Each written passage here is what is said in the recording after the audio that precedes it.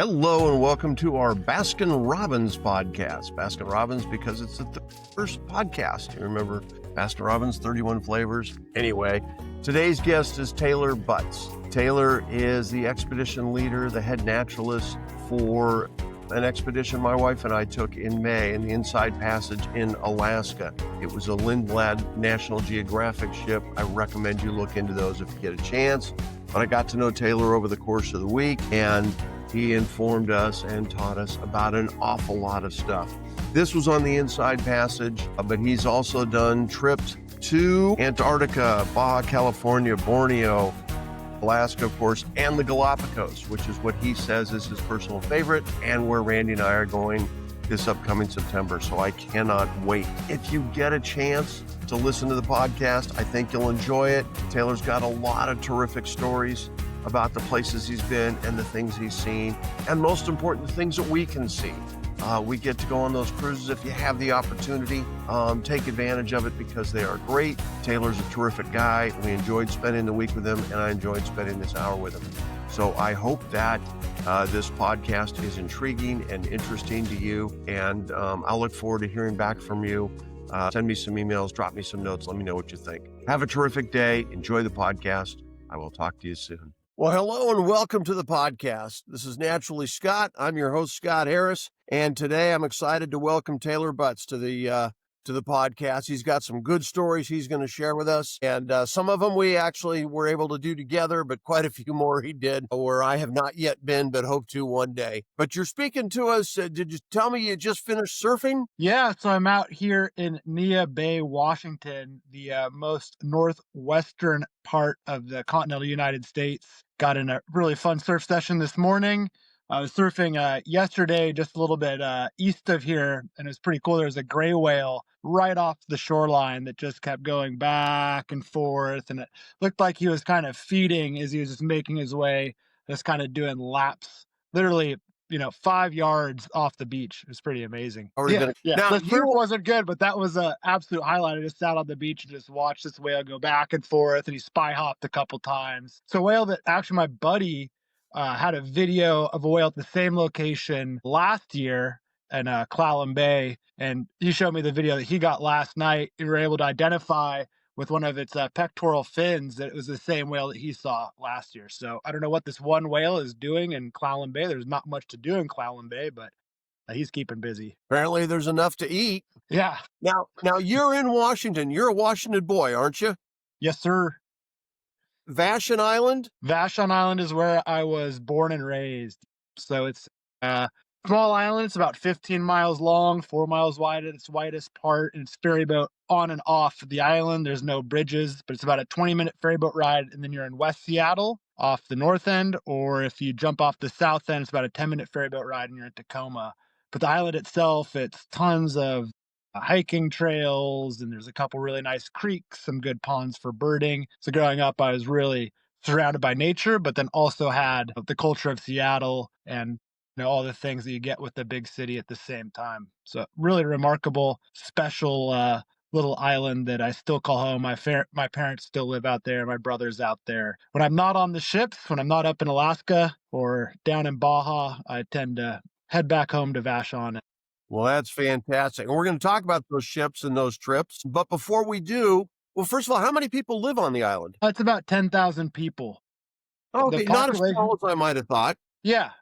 So it fluctuates, of course, during the summer. There's more people that come in summer on the island. And then during the winter months, it gets a little bit quieter. But it's a really strong community out there on the island. And one of the first jobs I ever had when I was in high school, I was a forest steward. So I got to build trails in what we call the Island Center Forest. And now I still go on those same trails and run, but we planted a bunch of trees. So it's really cool to see how much in the last 20 years. Yep, exactly. That's very cool. Now, you left the island and went down to San Diego State? Yep. Went to San Diego State, where I like to say I majored in film and received my doctorate in surfing. And I'm putting my doctorate to work this morning out here at Nia Bay. Is that where you took up surfing, or did you do it younger when you were on the island? Oh, I took it up in San Diego. I mean, I really had no idea you could surf in Washington State when I grew up. It didn't even cross my mind that there'd be people out here surfing.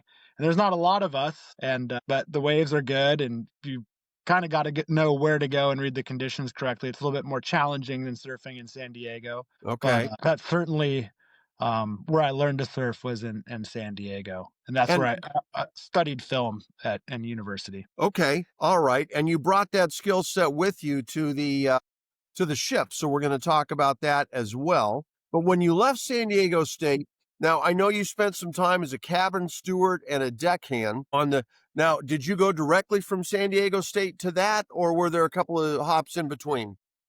Funny enough, when I graduated from San Diego State, myself and some of my friends from college who were also in the film program there embarked on a stand-up comedy tour that summer. And we started in Tijuana and then ended in New York. I'd never done stand-up before, but we filmed it.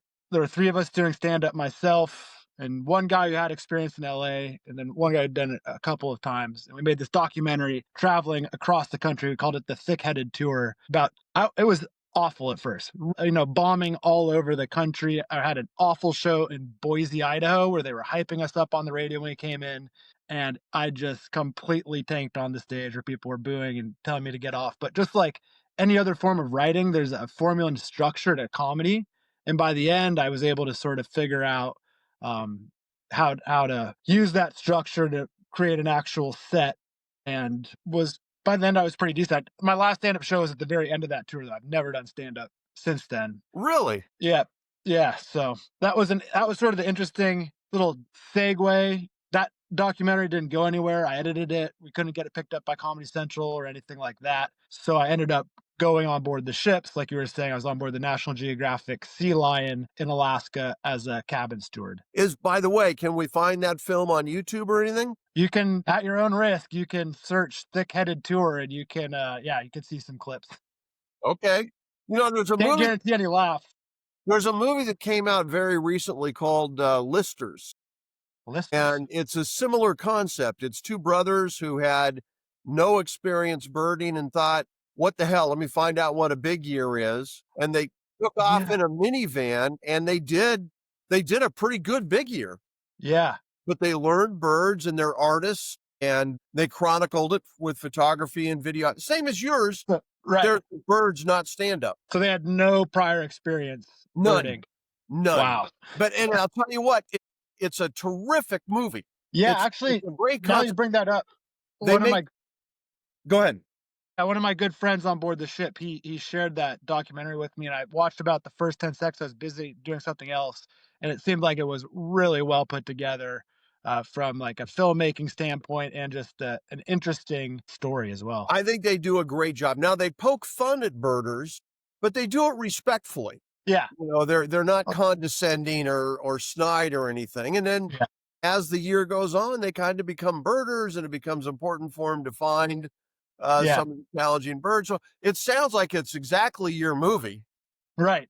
You know, Just a different subject line. There's probably better comedy in Listless than there is in the Thick-Headed Tour. yeah, but there might be better birding in the thick-headed Yeah. tour. So No, it wasn't much. So who knows? Who knows? Now you wound up you joined the Lindblad Nat Geo team, right? Originally as a cabin steward and a deckhand. Yep. So I was a cabin steward for the first 2 or 3 months, and then I was a deckhand for a month, and then I went back to being a cabin steward. So I kind of did both roles. I liked the deckhand work; was more fun. You're kind of more outside, more you're painting, but you're 12 hours on, 12 hours off, 1 day off a month. The cabin steward role was more of a set schedule where every day after lunch, after we served lunch to the guests, I would be able to get off the ship and go explore with everybody. Oh, So really? that's why I kept going back to the cabin steward job. And we had a really good crew of stewards that I was a part of that I'm still in touch with, most of them. And we'd just get off the ship every day, go on hikes at Lake Eva, go kayak up to falls with brown bears in them. And that's what I really liked about that cabin, even though the work itself wasn't you're cleaning cabins and Right. washing dishes, and it's not quite as glamorous. Not that the deckhand work is all that glamorous, but the deckhand work, it's more you're outside working on the anchor, up on the bridge. You're more involved with the actual maritime aspect of the vessel. So deckhand's a better gig, but cabin steward gives you a lot more options. Yep, yeah, a lot more options to explore the places that Lindblad was traveling. Okay. Now we're going to talk about the video chronicling, which was, Yeah, I believe, the next step in your progression. But let's do this if we may. So this past May, my wife and I took one of the Lindblad Nat Geo ships the last week of May. yeah, And so we did the Inside Passage of Alaska. And for those of you that aren't familiar, they're amazing, amazing tours. They're not cruise ships at all. There's no TV, there's no, no buffets, there's no casinos. You're getting lectures every evening from naturalists and video things and still camera stuff and your questions answered and some camaraderie. We had, I think, 91 guests on our ship. You've got flexibility, unlike a large cruise ship where, if they see something like a gray whale or a humpback or a pod of orcas, they can go chase them down and we can spend some time. So it's a completely different program. It is a naturalist, active, outdoor, kayak, zodiacs, all hikes, all kinds of stuff. It is not a cruise. no, yeah, You're on a ship and you're on the water and you're a guest. So by the loosest definition of a cruise ship, it might qualify, but it ain't a cruise ship. yeah, And and we had some friends that just came home from 3 weeks on a Viking cruise, going through Croatia and Greece and Rome and stuff. And they're good friends and I love them. And it was their 40th anniversary. And by the way, happy anniversary, Steve and Karen Verbowski. yeah. But Stephen my Karen. God, it sounds like a nightmare to me. Yeah, 900 plus guests, you're standing in line to do everything, right. from tours and crowded cities and all of the things that I think that people would enjoy a Nat Geo Lindblad trip probably Right. want to take one of those. And again, it's not better or worse. It's just completely different. Yeah. Yeah. I like getting in a Zodiac with 5 other people and a naturalist and go and look for stellar sea lions rather than a large bus and drive by the Coliseum and wave at it as we go by.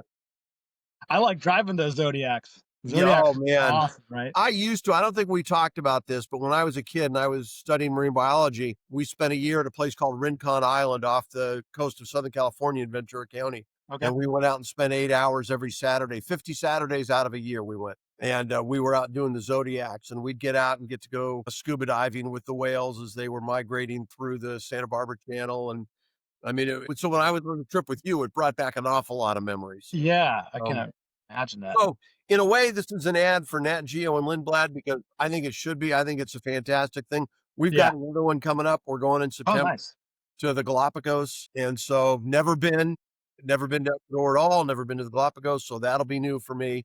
So I'm pretty excited about it. But when you're on that ship, it is a whole different world. You're seeing different things. And that's what we're going to talk about today are the places that Taylor's been through this process. This will be kind of a neat thing, I think, for Lindblad. They'll probably be able to use this podcast Yeah. or something. But there is a lot to be said about it. 90 guests. I think there were 10 naturalists on board, and Taylor's kind of the head of that as the expedition leader. And you've got somebody's up on the front deck virtually all day long, unless the storms get really bad. So you can ask questions about the marine mammals, about the birds, about the terrestrial mammals, the fish, the whole thing. And so it's really, really something for people who love nature. And you can be as sedentary as you want. You can stay on the ship, take pictures from the ship, have a great time, or you can go out kayaking or zodiacking or hiking, whatever you want to do. So that's my pitch. There you go. That was great. You can send me a 10% off coupon for Yeah. the. But that being said, you went from cabin steward / deckhand to video chronicler, and you're now an expedition leader. Is that inaccurate? Yep. Okay. That was, And so your job on board is to keep the guests informed as much as they want to be informed, right? as expedition leader, yeah, I work really closely with the captain. So something really unique with Lindblad is the expedition leader and the captain are equals on board the ship. I did not know that. Yep.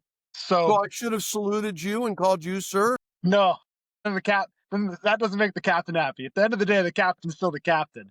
But The interesting thing with Lindblad is I really get to call the shots on where we're going and what we're doing. And then the captain looks at the plan and we work together on it, obviously. If he sees I want to go 500 miles overnight, he's going to say that's not possible, right? Not that I would ever do that, but he's sort of the more dialed in on the technical aspect of what we're trying to do. So I pitch the ideas and he kind of makes it come into fruition with the capabilities that we have on board the ship. So when you say what we're trying to do, tell us what you're trying to do. So every expedition leader is going to be a little bit different, but the main goal is to find unique moments with wildlife that take our guests to really unique spots to go hiking, to go kayaking. But for me as an expedition leader, especially in Southeast Alaska, I'm prioritizing the whales. I want to go find where the humpback whales are. I want to put us in the best situation to try to find orca whales and killer whales and really maximize um, spending time with wildlife on board the ship. So that means, like you were saying, we usually have make sure we have naturalists out on the bow with binoculars are looking. I'm usually up on the bridge scanning the shorelines for bears or maybe humpback whale blows. But it's maximizing that time with wildlife and getting to experience wild places that is really the goal of my job as expedition leader. Okay, and if we talk about the Inside Passage for a minute, because that's the one I'm most familiar with, and I have done it, by the way, on a large cruise ship and now on the Lindblad, it is two completely. Yeah. So they're not comparable. No. But that being the case, things change for you based on the season, based on storms, based on what you're hearing, I assume, from your peers on Yep. other ships or from the week before or whatever it might be, right?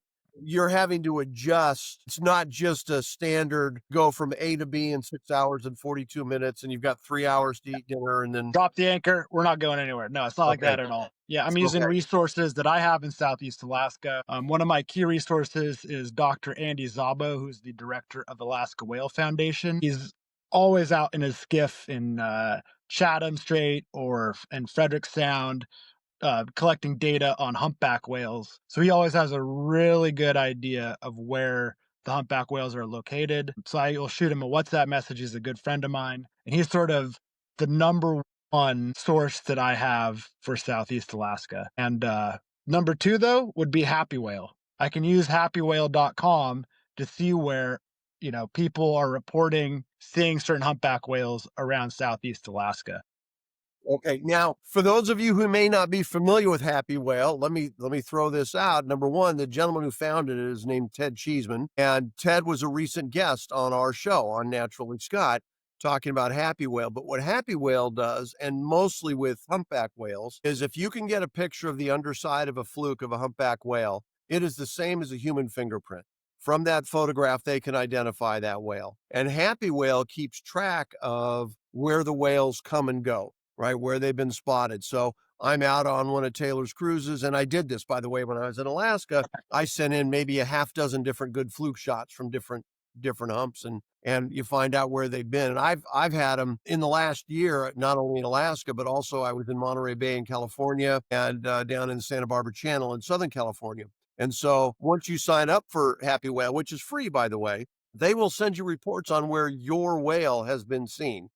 And so my whale, one of them has been back to Russia and back. Two of them have been to Hawaii and back. That's so cool. One of Yeah. the ones that I saw hadn't been seen in like 13 years or hadn't been reported to Happy Whale. But anyway, so yes, for those of you that are birders, it's very similar to eBird. Yeah. People are reporting these humpback whales. Ted Cheeseman and his crew are recording those and keeping track and sharing that information. And it's just another form of citizen science.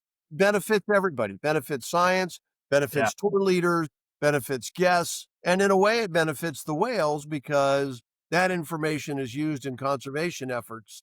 Yeah. And so That's to get from it are probably amazing. jump in on your story, but I think Happy Whale is No. really a bitchin' deal. Yeah, no, it's fantastic. And it's a great resource for me while I'm up there. I also like submitting my photos to Happy Whale. I love seeing our guests submitting their photos to Happy Whale. And we usually have a recap on board. And one of the naturalists who, is constantly out on the bow will show the guests the whales that we have seen through that week together. and what their name is, where they were last spotted, and it's just a really cool uh, organization. Yeah, It is. big fan of Happy Whale, and And by the incredibly way, helpful. in the same way that you can name a star, you can name a whale. Write a Yep, check and you get to. So now it goes. $500 can name a whale. Is it $500? Yeah. So Yep. instead of being Southeast 4962, it becomes the Butz whale, Yeah.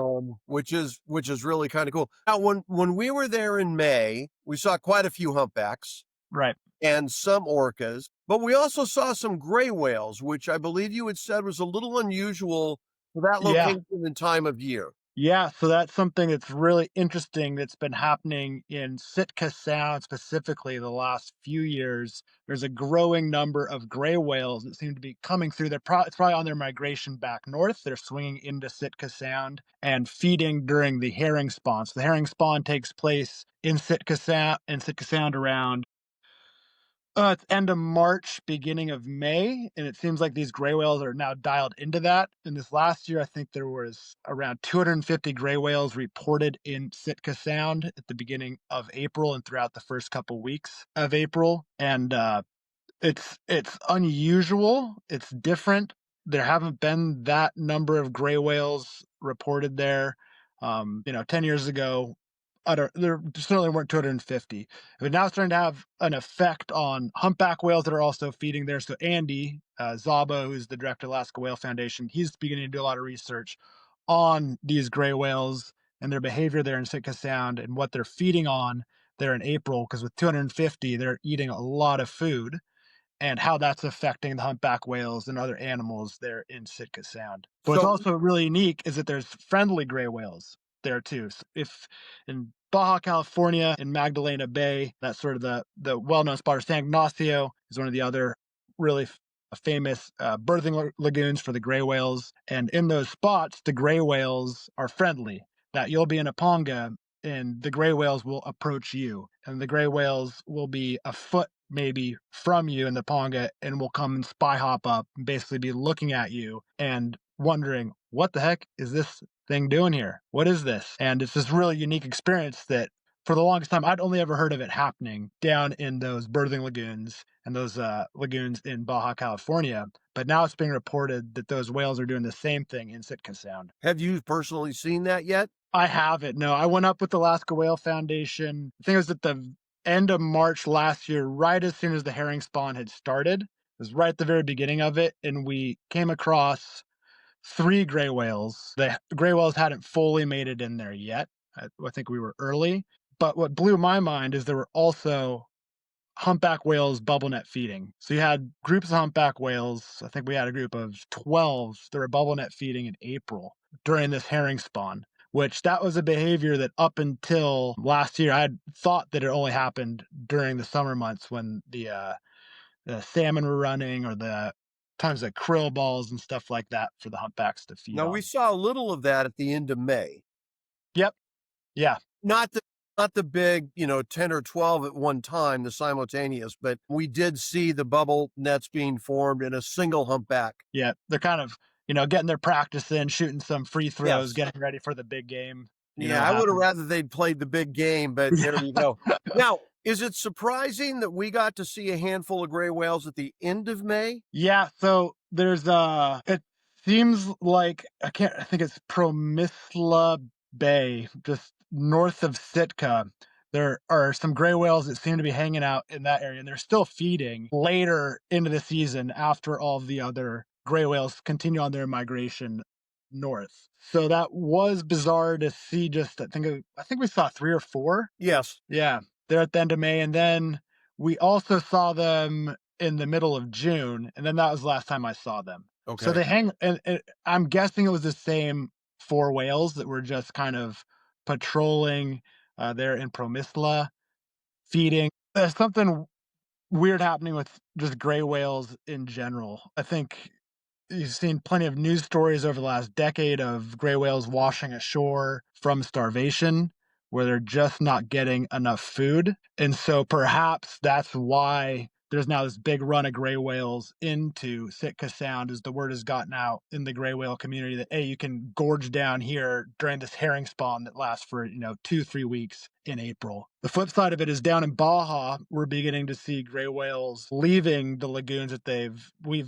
we've known them to be in for, decades, if not centuries. And they're now moving further around Cabo and up into the actual Gulf of California. So last year, for the first time that I'd ever heard of, that the locals had ever heard of, there was a group of about 100 gray whales off of Cabo Pulmo, which is in between La Paz and San Jose del Cabo on the eastern side of the Cape. So Okay. typically, the gray whales are in those lagoons on the Pacific side. There's no lagoons like Magdalena Bay or San Ignacio Bay on the Gulf side. But for whatever reason, this large group of gray whales last year had decided to migrate all the way around the southern tip of Baja and up into the Gulf. So their behavior is You think changing this is quite a bit. climate change related? Could be climate change related, could be overfishing, probably a little combination of both those things. Well, it's a weird thing. I just finished recording a podcast that will be up because it'll go up a couple days before yours about flamingos in Florida and how they were extirpated 100 years ago for women's fashions. They were slaughtered for their feathers to go into women's hats. But just in recent years, they've started to make a comeback in Florida. And now there's a belief that they may actually start nesting and breeding there and make a comeback. And a lot of it has to do with climate and things are changing. Right. And a lot of it has to do with, the Everglades restoration process programs are bringing back, more habitat that works for these animals. And it's fascinating, the things that are happening all over the world. And I have the blessing of talking twice a week to people like yourself and hearing, different stories and slowly being able to connect some of these dots and say, Yeah. wait a minute. At the same time, flamingos are making their way back to the Keys.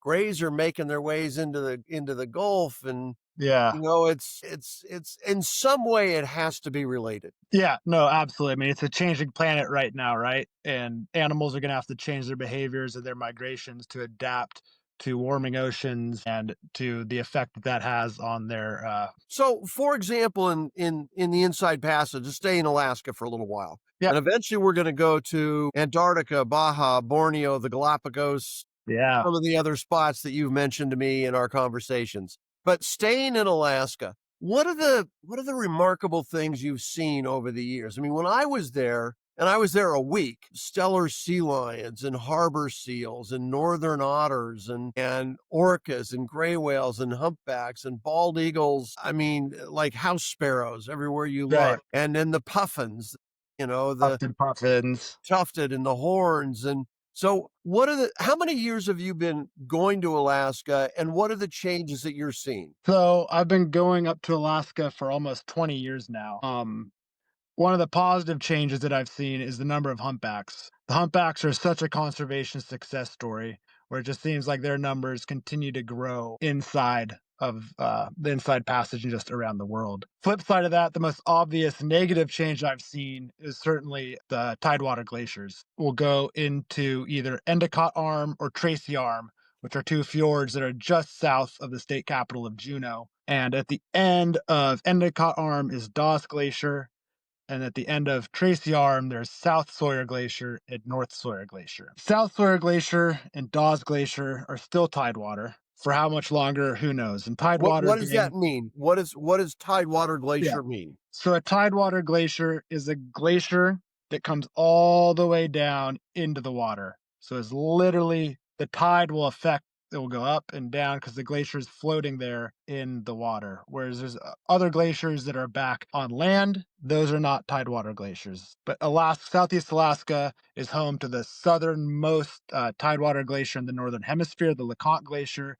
There's a number of tidewater glaciers still in Southeast Alaska, but they are rapidly changing. And the one that is most drawing to me is North Sawyer Glacier in Tracy Arm Fjord. I have memories and I have video clips from when I was a video chronicler with Lindblad of this glacier calving into the water. And 3 or 4 years ago, We got up there in May at the beginning of the season, and it was no longer a tidewater glacier. It had gone all the way back up onto land, maybe 200 yards up into the arm of the fjord, with just dirt and silt below it. So that is a glacier that I'll never see calve. And calving is when the face of the glacier breaks off and comes cascading down into the water. It's this really epic, massive event. I'll never see that again at North Sawyer Glacier. In a In way, it's a form of extinction, yeah, of losing a species. yep, absolutely. Yep.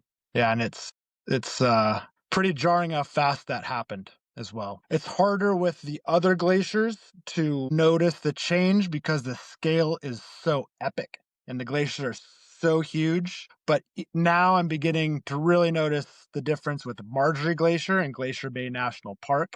It's at the northern echelon of Glacier Bay, and that glacier is receding really quickly as well, to the point where it's noticeable year after year how much it's beginning to shrink and dissipate. So how does that impact the wildlife and the flora and the fauna of the passage? Well, the biggest concern with tidewater glaciers becoming no longer tidewater and no longer breaking ice off into the arms of these fjords is that the harbor seals really rely on the floating ice that breaks off of the glaciers when they calve to give birth and to raise their young. I mean, there's thousands of harbor seals up in South Sawyer Glacier and Tracy Arm. And when those glaciers are no longer calving into the water, and at some point, South Sawyer Glacier, which has a massive population of harbor seals in the fjord there, when that glacier becomes no longer tidewater, is no longer breaking off those chunks of ice for the harbor seals to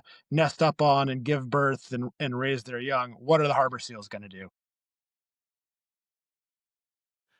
And by the way, probably up on the screen right now will be a couple shots I took of harbor seals up Okay. on the ice. Yeah. Just Super so, cute. Adorable. well, yeah, it's an easy win for you to point those out and get all the Yeah. oohs and ahs you Yeah. want.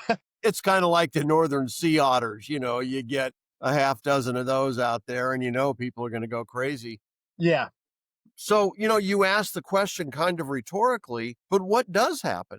Is that the end of the harbor seals in that part of the world? You would think there'd be a massive decline in population, obviously. Up there, so far up in the fjords, there's not much predation on the harbor seals. The killer whales rarely, if ever, go back there to hunt on the harbor seals. So when they can't, get onto their little floats of ice and raise their young, I think there's going to be a massive population drop off. I don't know, they just begin having to use parts of the shoreline there to try to nurse their young. I mean, problem with seals is they're not like sea lions. They can't move on land nearly as well as a sea lion can. So they're not going to be able to get as far up on land.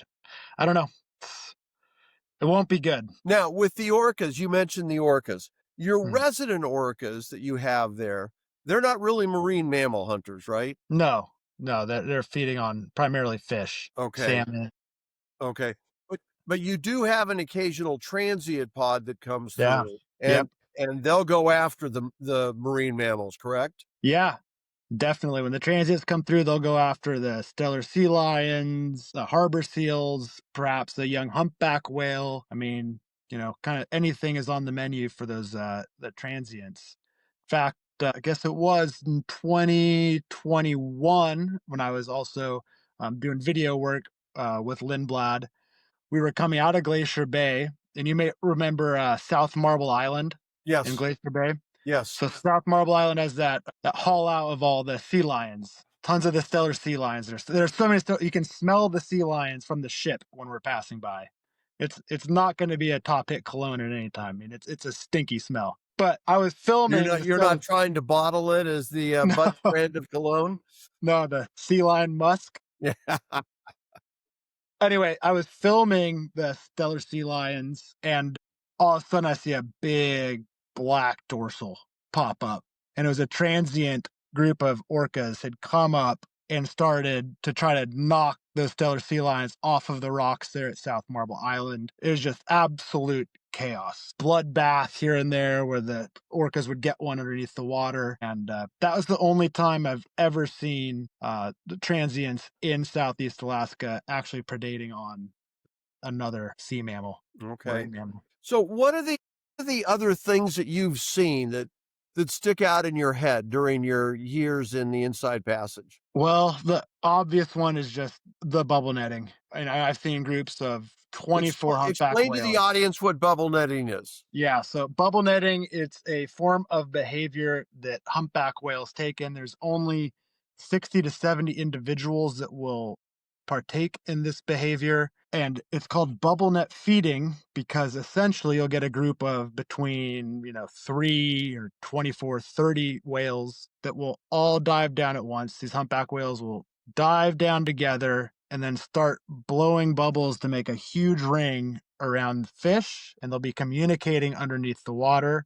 And all at once, one whale will trumpet or make a noise. It's the green light, let's go. All the whales come to the surface with these fish trapped in this net made of the bubbles that they blew, swimming in circles. The humpbacks will come up and just gorge themselves on the fish. And they'll do this over and over and over again during the summer. And it's absolutely fantastic. On the ship, sometimes we'll be able to drop a hydrophone in the water and we can actually hear the whales communicating. And there's always one lead humpback that's sort of the captain of that bubble net squad. And he'll make that final guttural call that is the green light for the humpback whales to all go up together and eat the fish that they've worked to capture in this bubble net. And again, I've got to throw this out. One of the recent podcasts was with a gentleman named David Rothenberg, and David has spent a lifetime playing the clarinet with humpback whales. And so he has studied communication with humpback whales. He's recorded, and he'll go out into various places around the world and drop a microphone underwater and play the clarinet, and the humpbacks respond. Yeah. And it's an amazing thing. Now, again, when I was there in May, I got to see, as you said, the practice sessions Yeah. where Yeah. an individual humpback was forming the bubble net and then would come up, and not nearly as dramatic as the film I've seen of the groups doing it, but Yeah. nonetheless, still remarkable to see. And as I understand it, that then calls in everything else, right? The shorebirds come along to grab what they Yep. can, and Sea the lions will lions, sometimes get involved. yep, everybody's hanging out, getting the Yeah. residual, Yeah. The little right? feeding frenzy. Yeah, absolutely. How long will something like that last? How long will the humpback whales bubble net for consecutively? Hours. I mean, we've sat and watched them for 4 or 5 hours. I mean, obviously, when we're on board the ship and we come across this behavior, the afternoon is likely going to get canceled, and we're just going to take in watching these animals work together in such a unique and awesome way. Um, and they'll bubble net. Usually, you start finding bubble netting in early June, maybe end of May if you're lucky, and then that behavior will continue through June, in July, in August, up until they begin their migrations either to Hawaii or down to Baja California. All right. Well, let's go ahead and follow them down to Baja, Yeah. because that is another of your loves, right? Yes.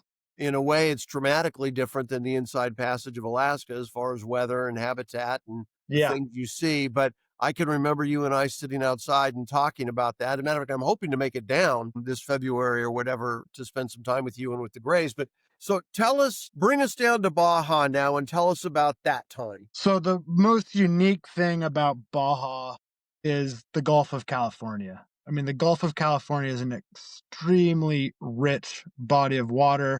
It's called the Vermilion Sea. Just there's tons of plankton and krill and just so much food for marine mammals and marine life to feed on. So you can get a wide variety of whales coming into the Gulf of California. So you have this really rich marine life, this marine world, and then the land is desert, right? You have these cacti and these different plants that have formed these adaptations to survive this really harsh environment and are just, built to sustain the rough world that is surviving in the desert of Baja California. But then in the Gulf, you have this really rich marine life and just filled with whales and dolphins. When we started a trip last year, we left Loretto, and in the first 3 hours of the trip, we had come across fin whale, blue whale, humpback whale, sperm whale, Brutus whale to start a What's trip. the And last one? the Brutus whale. I'm not familiar with that. Yeah, I'd seen it once. not super common to see in the Gulf, but that's the thing with the Gulf is that it's just so such a full buffet of food for a variety of different whales that you just really don't know what you see. It's, for the last, I've been going down to Baja since 2015, and I'd never seen a sperm whale before in Baja, California. This year, off Isla San Jose, which is uh, maybe 50, 60 miles south of the town of Loreto, there was a group of about 100 sperm whales that was hanging out in the channel there, feeding. And so for about from the beginning of January through the end of January, these sperm whales were just hanging out in this channel. So how far below the border are you? Whew, let's do some quick math. So it's probably, it's a ways south. You're about 2/3 of the way down the peninsula. I can't give an exact mileage, but you're 2/3 of the way from the border, down to the end of the Cape there. But it was really amazing that these sperm whales, for whatever reason, last year, decided to call Isla San Jose, the little channel there, their home for a month. And then, And you and your guests were the beneficiaries of that. yep, yep. And that was, we knew these whales were there, so we kept going to look for them. And then end of January, there's a really big windstorm that came through the north. After that windstorm, they were gone. So maybe it blew their food out, or they just decided, let's go with the wind and get out of here. But that was really rare for there in Baja California. But that's what's so special about the Baja California and the Gulf of California is just that wide variety of marine wildlife. Now, it's best known for gray whale for Right. the calving. So Yeah. tell us where that is and what that's like. What's that experience like? So the gray whale calving happens most of the time. I was alluding to earlier that this last year we saw them way up in the Gulf of California, which was strange. But historically, the calving takes place out on the Pacific side in these big lagoons. There's San Ignacio Bay, there's Magdalena Bay. These are really protected bays from the outside that the gray whales will come into, and they'll give birth in Magdalena Bay, up at the northern part by Lopez Mateos. That's where you'll find mom and calves a lot of the time, cow calf pairs.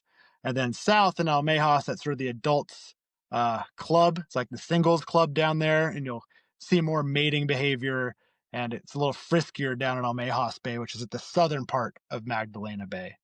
But it is just really amazing to be able to see these gray whales from. We go out with local pangas, and a panga is a small fishing boat that typically Mexicans will use to go offshore to go fish. But they've started to adapt their economy down there to switch these pangas into whale watching boats to be able to go out and check out the whales. So we'll jump at the pangas. And like I was saying, the gray whales are pretty curious. So you'll get sometimes they'll be swimming under your panga multiple times. They'll come right up and looking at you, and they'll be doing all sorts of unique behaviors. So your guests on the Lindblads are picking up ponga trips? Yep. So our guests, when they travel with Lindblad in Baja California, Pongas will usually come around the ship. We'll get into our Zodiacs, and then we'll shuttle our guests from Zodiac to the Pongas. We'll transfer from the Zodiac into the Ponga. And then the Pongas can cover a lot of ground really fast. They're more seaworthy, not that the seas are ever that bad in these protected bays. And our guests get to go out for 2 hours to find the gray whales, to hang out with the gray whales, and just have these really personally enriching moments with these. It's so cool when you have a whale that the whale's looking at you, you're looking at the whale, and you can sense the curiosity that whale has about you in the same way that you have about it. And it's this really strange, awesome connection that you can get down there with these gray whales. It's unbelievable. They're literally feet from your face looking at you. Now, people can go to Alaska and not take a Lindblad, or they can go to Baja and not take a Lindblad. But assuming that you do, what is the best way for a guest to prepare to take advantage of the opportunities that are going to be presented to them? Well, a big thing I think that I try to remind guests when I'm going out in the Ponga with them, when they're on board the ship, is A lot of times, especially in this modern age, we get really centered around making sure we're capturing the moment with our phones or with our cameras, and that's great. But you also really need to make sure that you just take a moment to be present and to be watching these whales and be with the whale in that moment, because it's such a beautiful, beautiful, beautiful thing, and you don't want to see the entire thing behind a lens. And I know that from when I was a video chronicler, right? I saw so many really incredible wildlife moments, but I was so busy focusing on trying to capture it that I didn't fully experience it. Mm-hmm. So that's one thing that when we're going out to Ponga, it's certainly make sure you have your camera ready. Get ready to snap some pictures, but make sure you take some time for yourself when you're out here to just be in the moment and really appreciate what is happening and how fortunate you are to be in the situation where a whale is coming up literally feet from you, is looking at you, might even pop its heads up so that you can touch it and wants to be pet like a dog, basically, and just to really embrace those moments. Not very many get to experience that. No. And, we make sure that, so Lindblad has 3 ships. We'll have 3 ships down in Baja, California this year.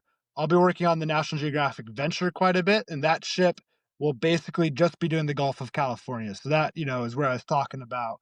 We see a variety of different whales. Actually, I think that's the ship that we were on together up at the. Yep. We were on the Venture. Okay. Yep. Okay. Great ship. It is Great. Really good captains, great crew. I love working on it. But so the Venture will be in the Gulf of California. We'll be going to the different islands there in the Gulf, searching for different types of whales. And then Lindblad has 2 ships that will just be in Magdalena Bay, the National Geographic Seabird and the National Geographic Sea Lion. And those ships are there for the gray whales. So basically every day you're going to be going out and we'll be looking we'll be going out to experience great. We'll go up to Lopez Mateos where there's the cow calf pairs, so get a chance to see the mom and baby gray whales, hang out with them a little bit. And then, the next day we'll spend all day in Almejas Bay watching the singles club and all the action that's happening at the whale disco down there. It's really neat that we offer both of those experiences because the Gulf is more unpredictable, and that unpredictability can be the most rewarding part of any expedition is when you do come across that group of 100 sperm whales and you see the naturalists losing their mind. So I'm going to right? put you on the spot. If you've never been and you don't think you're ever going to be able to go again, if this is literally your one time down there, Yeah, which one of the 2 do you do? I'm going Gulf of California. You're going to take the whole experience, which Yeah. includes getting to see the grays. Yeah, that's a good But point. not Yeah, as so on often, that, not as long, but you also have the chance to see other things. Yep. Yeah. So on that Gulf of California trip, we'll spend one day going over to look at the gray whales. But then you just have that opportunity to see these megapods of bottlenose dolphins where literally we'll be cruising on the ship and both sides of the ship, there'll be 500 dolphins on both. As far as you can see, dolphins bow riding, jumping, leaping around. Hiking on the islands is amazing in the Gulf. I mean, there's super remote islands like Isla San Jose, Carmen, and just the full diversity that you get there in the Gulf when it comes to the whales, the marine wildlife. The snorkeling is really good. There's corals up there. I would take that over just the green whales. But I'm also really, like you're saying, I'm very spoiled that I've been able to do gray whale ponga rides multiple times over. Well, it's the life you've chosen. So Yeah. congratulations. So now to what many consider the greatest spot in the world for naturalists and wildlife adventurers and photographers is the Galapagos. Yep. And since I'm going to be down there in September, my wife and I, as soon as we got back from your trip, we booked the one to the Galapagos. Good call. We're heading down there. So tell me what I can expect. What am I looking at down there? What can anybody expect to see down there? The Galapagos, I mean, it's the greatest conservation success story and the greatest example for how ecotourism should be done on the planet. The most awesome thing about Galapagos is that the way that the park has created these laws for tourism is that when you go ashore, you're going to be the only people on shore. There's not going to be any other ships that are going to be coming in. It's going to be you and the naturalists being able to hike in these pre-selected areas the park has chosen. The park being the Galapagos National Park, has chosen these locations based on the wildlife. So every spot that you get to land on is noteworthy in its own unique way. So perhaps, do you know what itinerary you're doing?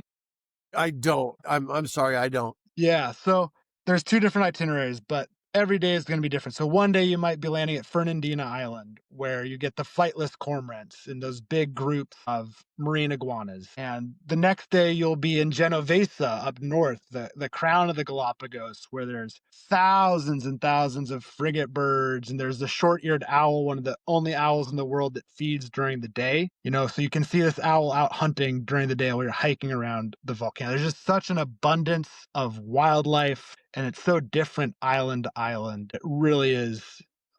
It's my favorite place I've ever worked. And that's Really? where I started as a video chronicler, actually, was Galapagos. And I didn't know it at the time, but I was so lucky to be sent to Galapagos first, because talk about the best place on the planet to work on wildlife photography or wildlife videography. You the animals aren't scared of you at all. Now you don't want to go up and pick them up and move them to try to get the shot better, but they're not going to go scurrying off or running away. So you can really work different angles and get low and watch their behavior and try to capture the behaviors. It might be a land iguana walking along the path and really trying to track with it. And it just allowed me to hone my skills as a videographer to a whole nother level. I had a little bit of experience filming wildlife before becoming a video chronicler.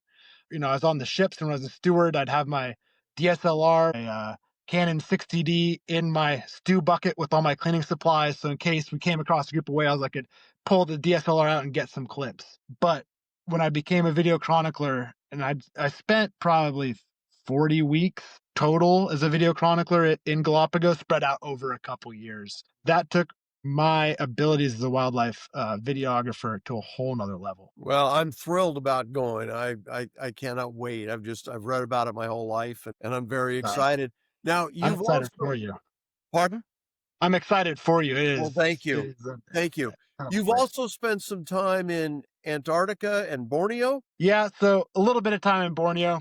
Borneo was mainly to see the orangutans. So we went up. I can't remember the name of the river, and spent a couple afternoons with the orangutans, which was just, I'd never been around like gorillas or chimpanzees in the wild before, or an orangutan, and that is a whole unique. Talk about animals that are curious about you. But I've spent quite a bit of time down in Antarctica, and that is also a really phenomenal place that hopefully, the big question mark for me with Antarctica is, how is tourism going to affect the peninsula, and how are we as different businesses and travel companies going to ensure that we conserve what we can in Antarctica. And of course, there's no country that controls Antarctica, so that brings up it's not as easy as when Ecuador controls Galapagos. They can lay down laws and fund it. Right.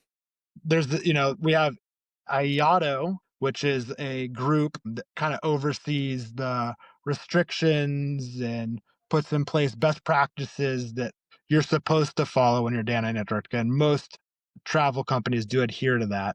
But that's always been a concern for me, is what's the Antarctic Peninsula going to look like in 20, 30 years? I'm sure there's some big cruise ship companies that are just salivating at building a cruise ship dock in, King George Island or somewhere on the peninsula, so that they can fly guests down there to get onto their big cruise ship to just check off the Antarctica box. Where it shouldn't be about checking off the box. It should be, and that's the thing with Lindblad guests, is our guests typically want to travel to a location to experience the nature, to learn about the nature, to learn about the wildlife, the plants, the trees, everything involved that makes that place such a unique place. There's nothing about checking boxes for most people that travel with us. It's the curiosity to learn more.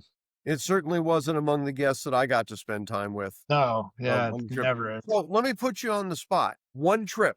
Somebody has the wherewithal, the time, the money, whatever it is, to take a single trip on a Lindblad Nat Geo. Yeah, I'm gonna go Galapagos. Okay. Well, I'm and that gonna, makes me even more excited about yeah. September. It's just for a variety of reasons. I mean, the Galapagos is on the equator, so the weather's pleasant. You also are snorkeling and hiking pretty much every day, and the snorkeling is great. The Galapagos sea lions are literally like little sea puppies that are so curious and swimming up to your mask and doing, donuts and circles underneath the water. I watched one Galapagos sea lion that found a heavy stick that it would take the stick to the surface, then drop it, and the stick would sink and would go get the stick and then bring it back to the surface, just playing catch with itself in the water. And then once you're out of the water in Galapagos, you have, of course, the absolutely unique and fabulous wildlife, from the giant tortoises to flightless cormorants, the penguins. I mean, it's such a mind-bogglingly awesome location that I would definitely suggest the Galapagos for anybody. Okay. Well, I am looking forward to it. We're 10 months away.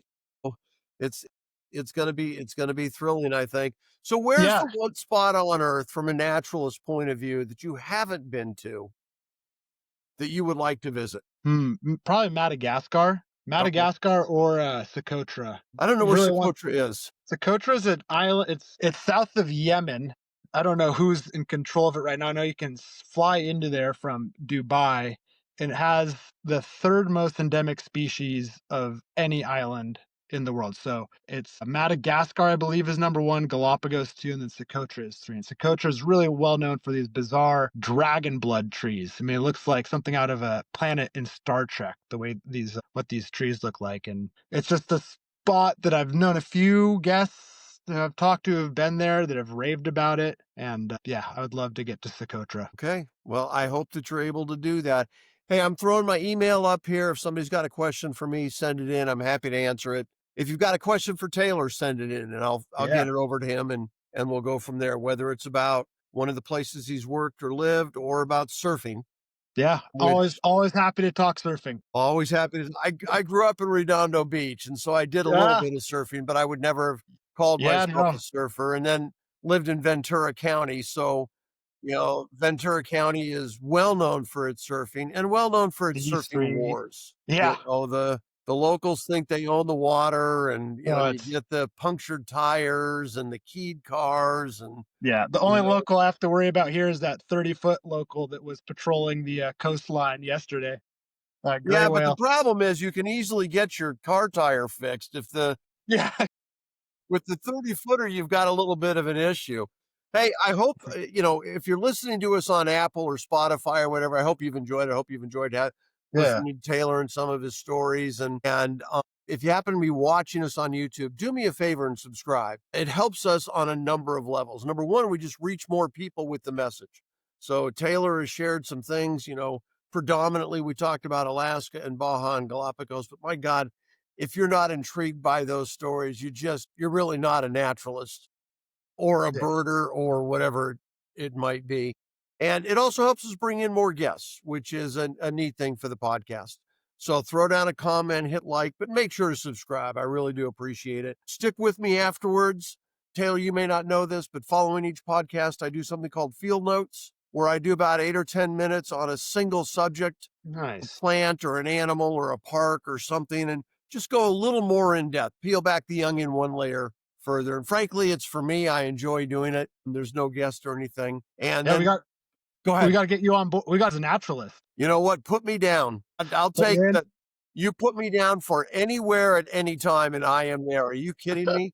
That'd be great. I'm happy to pay to go on these trips. If you bring me on as a guest lecturer or a naturalist, I'm all over it. Yeah. Let's do I it. would absolutely love that because well, first of all, I just love talking, as you could probably guess, and I love working with people, and I love nature. So Yeah. this is my resume. This is my pitch. Thank you for bringing it up. So before I let Taylor go, I've asked him to select a book that he thinks the audience would enjoy. I ask this of every guest. Don't care what book it is, as long as it's nature-based. Yeah. So I'm going to go with the surfing book, ocean-based, called Barbarian Days: A Surfing Life by William Finnegan. Okay. All right. Well, the cover's up right now. Our producer will throw that cover up there so people can see Yeah, it. it's a great read. Why that book? Why'd you pick that, Taylor? I picked that book because it really highlights the author's journey as a surfer and going to these unique places around the world before they were blown up, like Tavarua in Fiji or Madeira in the Atlantic Ocean. There, the author, William Finnegan's experience with the ocean and with the different cultures that surround these places that he travels to. It is amazing the different ways that people connect with nature. Yeah. I mean, in the end, it's just about getting your ass outdoors. Yep. Surfing is one of the best ways to bolster marine conservation efforts in any coastal town. When you get surfers involved and, the city's trying to put in a jetty or overfishing, surfers will be on the front line fighting for the oceans. They do. They do. And for me, it was scuba diving. Yep. I got certified, well, before you were born. I got certified in 72 and was an instructor and did natty and powie and the whole thing, and or nowie and patty. Sorry, I got that Yeah. backwards. And up until we moved to South Carolina 5 years ago, I had continued to dive. I got my son certified when he was 12, which is the earliest you Nice. can do in the US. And there's just something about it. There's a connection. You were talking about the sea lions in the Galápagos, and we used to have some of that off the coast of Southern California, where you'd get the sea lions, they'd come and they'd tap your mask, and they are a playful animal. And you'd get out there and do that. It was just it's just unimaginable to not have had that as a part of my life. Yeah. And now that's shifted a little bit, with the books and the podcast, and but I still love it. I love every bit of it. And like with this podcast, I talk to you and I'm making notes of, oh my God, I've got to try that. I've got to go there. And hopefully that's what the audience is doing. That's what we're trying to bring to them, is say, look, these are the things that are out there. They are available to us. They're available to us in a variety of ways. And you can experience it for a week, or in your case, for half a lifetime. And either way, the memories are there, and you get to share it. So I close these things every time, Tyler. I say thank you. I appreciate your time. Thank you, Scott. I really do. Great. It's the first podcast I've recorded where the guest has been in a car, so that's kind of cool. The truck. So we'll note that. My buddy just ran down to go start surfing again. You know what? I'll get you out of here. The last thing I do is I encourage everybody, number one, to read as much as you can about nature and the outdoors, because there's so much of that. But number two, get yourself outdoors, whether it's a short hike, whether it's sitting on your front porch, whether it's driving around a park, or, for the people that are more active or healthier or more interested, go do that. But every time I tell them the same thing, Taylor, which is once you are outdoors, stay safe and stay curious. Love it. I appreciate you to be a part of this. I appreciate you, Scott. Thank you so much. Thank you. Hello and welcome to this edition of Field Notes, the 31st edition, by the way. So we are rolling on these things. Now, this one is a combination. It's a continuation of my effort to do one Field Notes on each of the 63 national parks. And that is my eventual goal. And I will get there. It'll take some time, but we'll get there. And this is also an appropriate one to follow up the conversation we just had with Taylor Butz. Taylor Butz, the expedition leader on the National Geographic tour that my wife and I took over the summer. And a lot of our conversation was about glaciers and their impact on the environment and the habitat, and how so many of them are receding. Kenai Fjords, which was one of the national parks my wife and I visited, seemed like an appropriate field notes to do. So that's what we're doing today. Now, I mentioned it's one of the ones we visited. On that trip, we went on Glacier Bay National Park, which was on the National Geographic ship. And then on our ground tour, we went to Wrangell, St. Elias, and Denali, and Kenai Fjords. Kenai Fjords was established as a national park in 1980 by President Carter. It is the smallest of Alaska's 8 national parks. And Kenai Fjords is all about ice and all about glaciers. It is a coastal park made up of glaciers and fjords. Fjords, by the way, are long, narrow inlets with really steep walls, canyons, if you will, that are carved out by the receding glaciers. And so those are where those fjords come from. And they're really, really beautiful to see. Roughly 50% of the national park's surface is covered by the Harding ice field. It's all about ice, all about glaciers. And there's about 40 glaciers that make up the Harding ice field. And by the way, if you go back a little bit in history, if you're a fan of history and you can go back 100, 200 years ago, there was gold mining in the Kenai Fjords, long before it was a national park, but there was gold there. So where there's gold, you will find gold miners. And we did. My wife and I were there in June, kind of early in the season for Kenai Fjords. It stays cold and frozen late, but we were there and it was beautiful. If you decide to go visit, staying in Seward is your best answer. There's a couple of hotels there, but we stayed, we rented a house, but there's a number of places to stay and it's a cool thing to do. If you're going to be driving into the park, there's only one road. There's Exit Glacier Road. Goes in and out. It goes in 8.2 miles, comes back out 8.2 miles, and that's it. It terminates at the Exit Glacier Visitor Center, which is part of the national park. And it is a beautiful road. It is really, really a fun road. The only road in the park, but it is a blast. It is open from roughly mid-May until October. I say roughly because that's weather-based. The weather determines whether it is closed or open. But generally mid-May to October is when you'll find that road open. And when you do find it open, it is well worth taking. On the drive in, you can see moose, black bear, porcupines, and tons of birds, as well as all of the natural, the mountains and the trees and the plants and whatnot. It is a gorgeous, gorgeous drive. 8.2 miles that you will never regret, or 8.3 miles. Now, when you get to the visitor center, which is where the road terminates, you can visit the visitor center, hike around a little bit, turn around, drive back out, which is what we did on our trip there. But you can also do an 8.2 mile round trip hike, which takes you to the top of a mountain where you can overlook the ice field. Now, we did not do that, but as I understand, it is spectacular and well worth seeing. Unfortunately, our timing didn't allow for that, and we hope to do that another time because we do hope to go back for reasons that I'll explain a little further down the road here. Again, speaking of the road, by the way, as you're going in or coming out, there are roadside wooden signs along the road that you can see. And they didn't make sense to us at first, but we learned later what they were. Those signs are marked with years, 1815, 1860, 1908, whatever they are. And as it turns out, what those signs are marking is how the glacier has receded, how far it has gone back over the years. More recently, it's accelerated. That's due to climate change, but it had been receding nonetheless. And you can see how far that is. And it's kind of a cool thing to see it. And you're seeing history in real time. I mean, you're driving by these signs and going, so this is where the glacier was in 1815, and this is where the glacier was in 1925. It's a really cool deal. Now, glaciers are terrific and lead to a rich marine and terrestrial life. And so, as it is often in life, in estuaries and different places, it is where you've got habitats budding together, fresh water coming into salt water, whatever it is. And that's actually what this is with the glaciers, where you've got the fresh water crashing down, and in this case, literally crashing down into the salt water. Now, a number of the glaciers are what are called tidewater glaciers. What a tidewater glacier is, it's a glacier that terminates at the ocean, one that hasn't receded back away from the ocean. So if a glacier recedes back from the ocean, and then there is dry land in between the edge of the glacier and the ocean, when the glacier calves and parts of it break off, they just shatter against the ground, eventually melt and drift down into the water. That's not nearly as beneficial as a tidewater glacier, which the glacier comes into the ocean, and when it calves, it crashes into the water. And one of the things it does is it creates icebergs. Those icebergs, while valuable just from their beauty, I mean, I'll throw some pictures up here, they are extremely important to the marine mammals, the northern sea otters, and especially the harbor seals. They climb on top of these. This is where they give birth to their pups. This is where they stay to get warm. This is where they stay so they can sleep and relax and not worry about predators. So if we have these glaciers receding, and we do all over Southeast Alaska, we have a problem in that we're not getting the icebergs.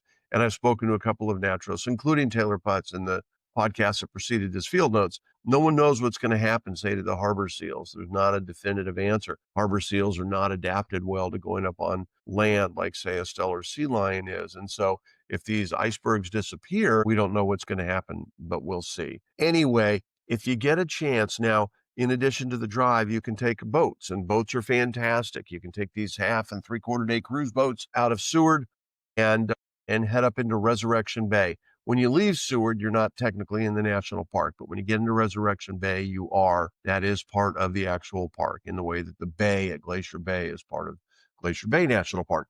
I highly recommend these trips. They are spectacular. If you love birds, and a lot of our audience does, puffins, murres, bald eagles, kittiwakes, cormorants. Everywhere you look, there are birds on the water, in the air, on the cliffs. It is a birding paradise and just fantastic to see.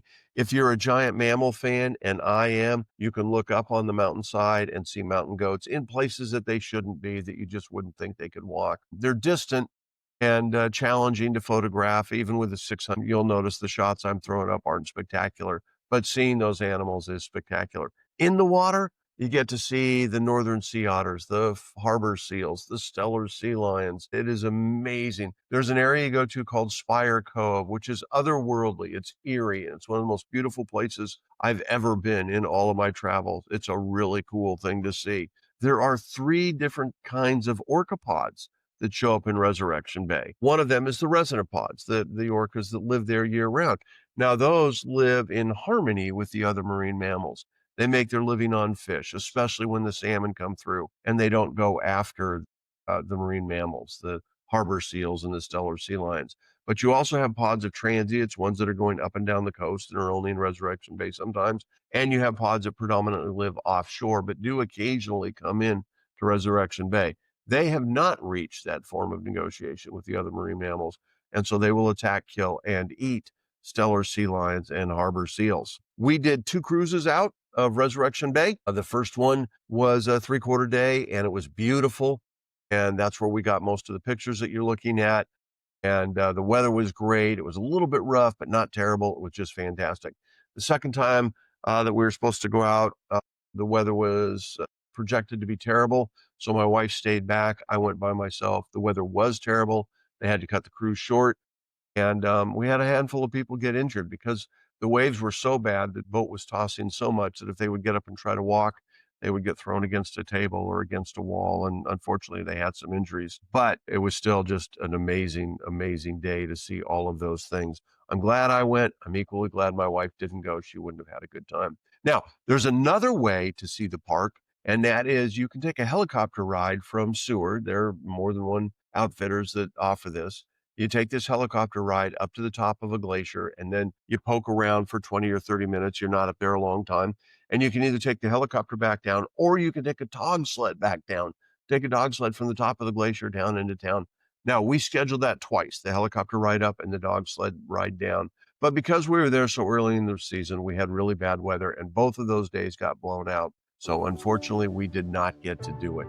The outfitters gave us back all our money. It was no problem with that. But the real problem was we didn't get to take the helicopter ride to the top of a glacier and dog sled down, which we will do in the future.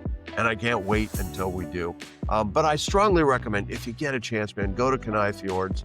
I'm a big fan of all the parks. Well, I've been to 56 of the 63, so I've still got a handful to go to, including 4 more in Alaska. I've been to 4 of the 8 in Alaska. So of the 7 I have left, 4 in Alaska. But Kenai Fjords a pretty special place. And if you're a bird fan and a marine mammal fan, it is a spectacular place. Get out there, have a blast. And as you always should do when you're out in nature, stay safe and stay curious. Thanks for watching. Have a great day.